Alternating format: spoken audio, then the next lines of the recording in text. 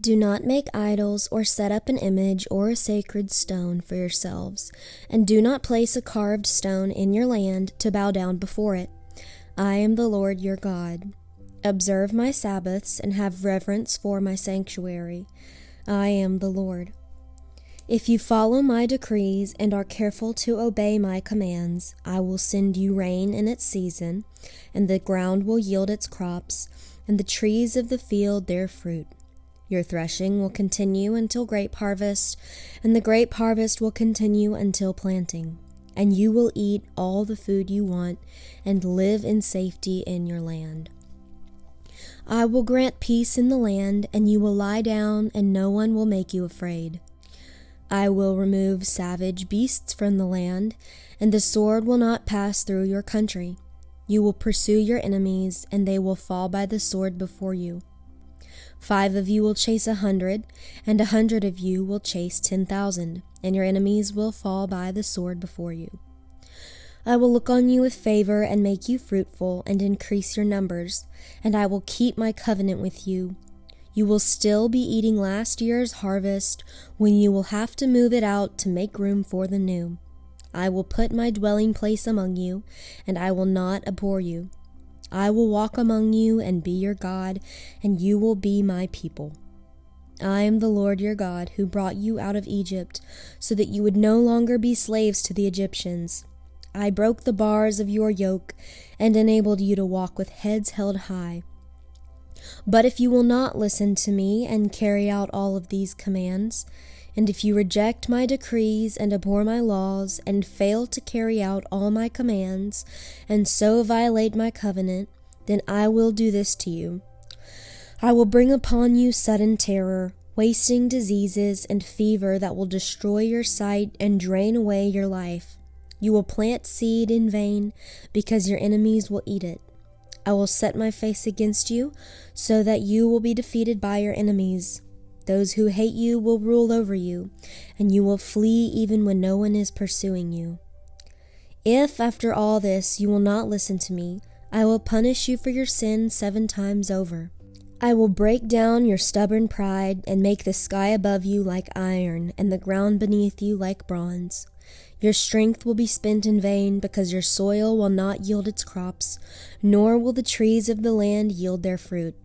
If you remain hostile toward me and refuse to listen to me, I will multiply your afflictions 7 times over, as your sins deserve. I will send wild animals against you, and they will rob you of your children, destroy your cattle, and make you so few in number that your roads will be deserted. If, in spite of these things, you do not accept my correction but continue to be hostile toward me, I myself will be hostile toward you and will afflict you for your sins 7 times over. And I will bring the sword upon you to avenge the breaking of the covenant. When you withdraw into your cities, I will send a plague among you, and you will be given into enemy hands. When I cut off your supply of bread, 10 women will be able to bake your bread in 1 oven, and they will dole out the bread by weight. You will eat, but you will not be satisfied. If in spite of this you still do not listen to me, but continue to be hostile toward me, then in my anger I will punish you for your sins 7 times over. You will eat the flesh of your sons and the flesh of your daughters. I will destroy your high places, cut down your incense altars, and pile your dead bodies on the lifeless forms of your idols, and I will abhor you. I will turn your cities into ruins and lay waste your sanctuaries. I will take no delight in the pleasing aroma of your offerings. I will lay waste the land so that your enemies who live there will be appalled. I will scatter you among the nations and will draw out my sword and pursue you. Then the land will enjoy its Sabbath years all the time that it lies desolate, and you are in the country of your enemies. Then the land will rest and enjoy its Sabbaths all the time that it lies desolate. The land will have the rest it did not have during the Sabbaths you lived in it. And for those of you who are left, I will make their hearts so fearful in the land of their enemies that the sound of a windblown leaf will put them to flight. They will run as though fleeing from the sword, and they will fall even though no one is pursuing them. They will stumble over one another as though fleeing from the sword, even though no one is pursuing them.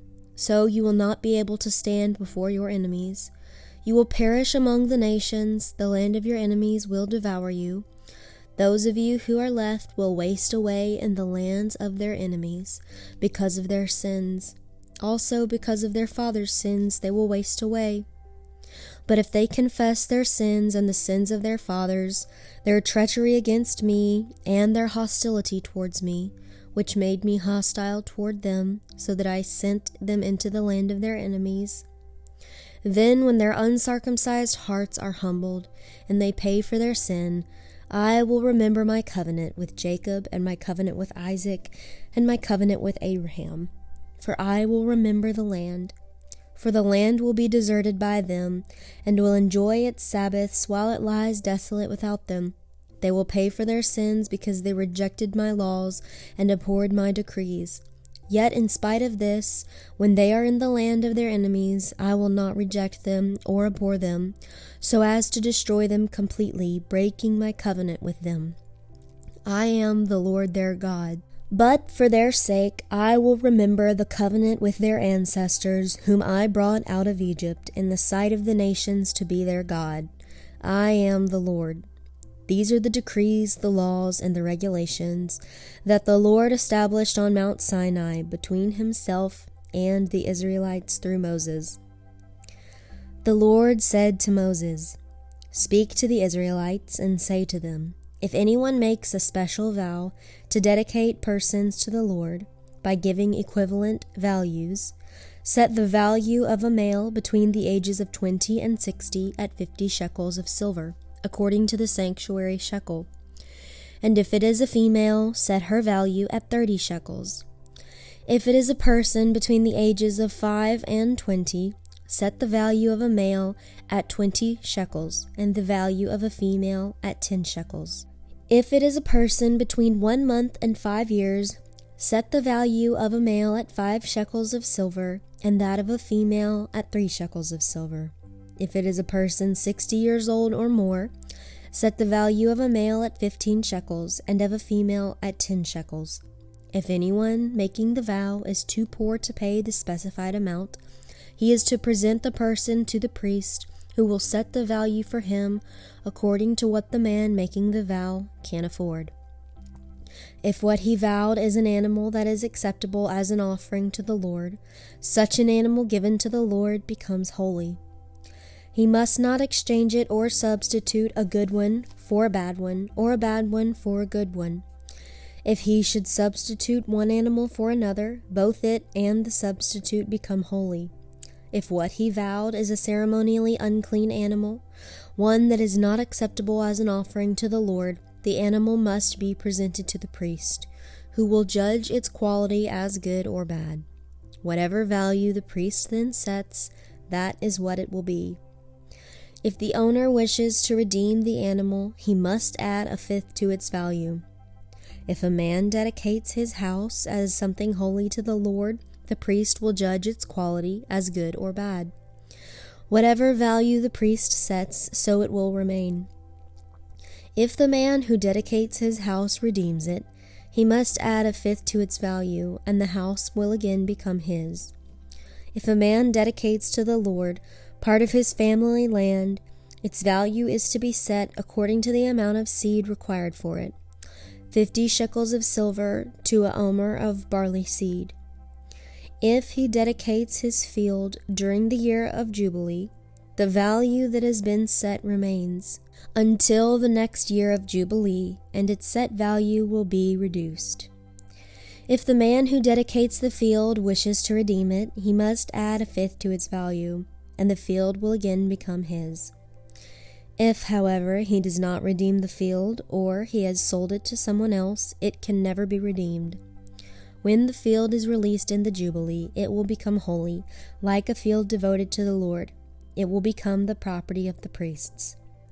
If a man dedicates to the Lord a field he has bought, which is not part of his family land, the priest will determine its value up to the year of Jubilee, and the man must pay its value on that day as something holy to the Lord. In the year of Jubilee, the field will revert to the person from whom he bought it, the one whose land it was. Every value is to be set according to the sanctuary shekel, 20 gerahs to the shekel. No one, however, may dedicate the firstborn of an animal, since the firstborn already belongs to the Lord. Whether an ox or a sheep, it is the Lord's. If it is one of the unclean animals, he may buy it back at its set value, adding a fifth of the value to it. If he does not redeem it, it is to be sold at its set value. But nothing that a man owns and devotes to the Lord, whether man or animal or family land, may be sold or redeemed. Everything so devoted is most holy to the Lord. No person devoted to destruction may be ransomed. He must be put to death. A tithe of everything from the land, whether grain from the soil or fruit from the trees, belongs to the Lord. It is holy to the Lord. If a man redeems any of his tithe, he must add a fifth of the value to it. The entire tithe of the herd and flock, every 10th animal that passes under the shepherd's rod, will be holy to the Lord. He must not pick out the good from the bad, or make any substitution. If he does make a substitution, both the animal and its substitute become holy and cannot be redeemed. These are the commands the Lord gave Moses on Mount Sinai for the Israelites. And with that, we finish Leviticus.